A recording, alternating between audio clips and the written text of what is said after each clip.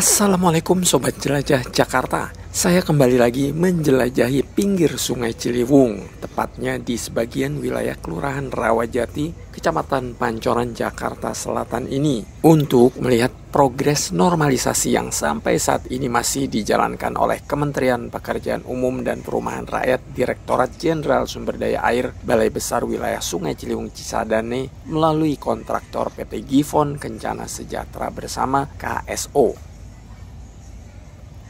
Kebetulan saat saya datang ke lokasi proyek pada Kamis 16 Januari 2025 ini, teman-teman sedang melakukan dua pekerjaan. Yang pertama adalah melakukan pengecoran Line Concrete atau LC, dalam bahasa awamnya lantai kerja.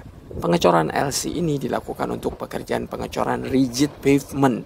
Bagi Anda yang tidak terbiasa di bidang konstruksi, pembahasan ini memang agak teknis, namun pasti berguna sebagai pengetahuan Anda.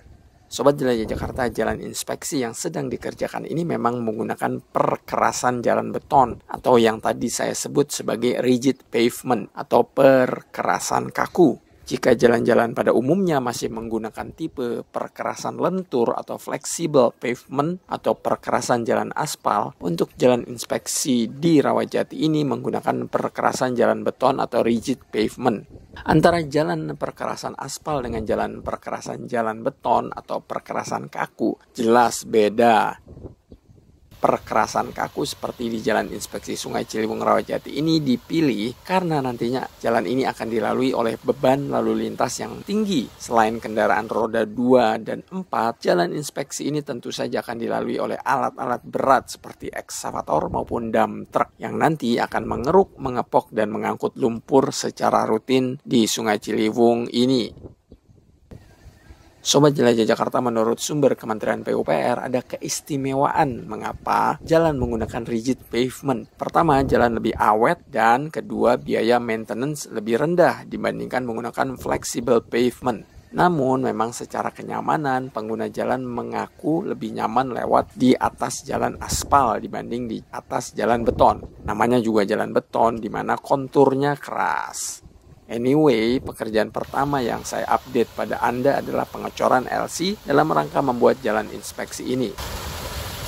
Sobat Jelajah Jakarta, pekerjaan kedua saat saya berada di lokasi proyek pada Kamis 16 Januari 2025 ini adalah membangun turap dari batu kali atau batu belah ini.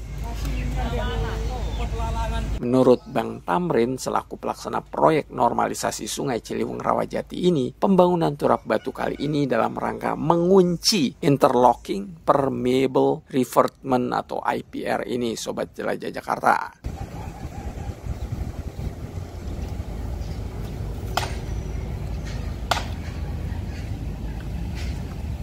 Sobat Jelajah Jakarta, IPR ini adalah teknologi pelindung tebing yang dikembangkan oleh Balai Teknik Sungai Kementerian PUPR, di mana tujuan awalnya untuk menambah alternatif jenis pelindung tebing sungai yang dapat diterapkan di lapangan untuk melindungi tebing sungai dari erosi, sekaligus tetap menjaga konektivitas antara ekosistem darat dan ekosistem sungai, sehingga tidak mengganggu kesinambungan kehidupan hayati di sekitar revertment.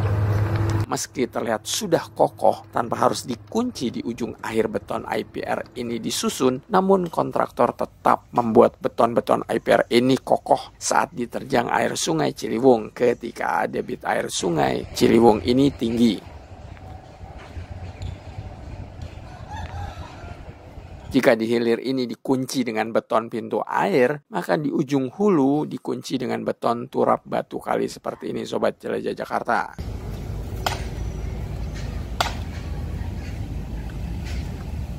Menurut Bang Tamrin, selain mengunci beton IPR, turap batu kali yang dibangun ini bertujuan untuk mempercantik dari pembangunan dinding penata tanah atau DPT dalam proyek normalisasi Sungai Ciliwung Rawajati ini, Sobat Jelajah Jakarta.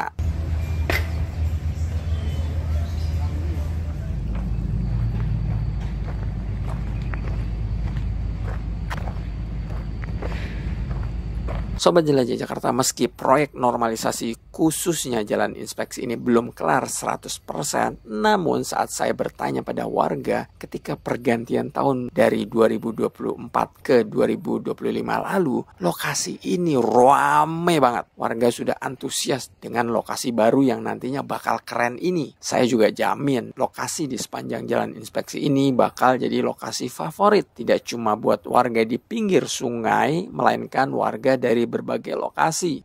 Beton-beton IPR ini bisa menjadi lokasi duduk-duduk warga sambil memandangi Sungai Ciliwung, sambil membawa kopi, menikmati pagi atau sore hari. Jika malam menjelang, lampu di sepanjang jalan inspeksi sudah terpasang, maka malam pun menjadi tempat nongkrongan yang asyik. Namun, warga sekitar tetap harus waspada terhadap tindakan kriminal maupun kemaksiatan. Pesan saya juga, yang juga harus diperhatikan adalah kebersihan. Jangan buang sampah ke Sungai Ciliwung. Jangan membuat jalan inspeksi dan dinding penahan tanah yang keren ini menjadi kumuh.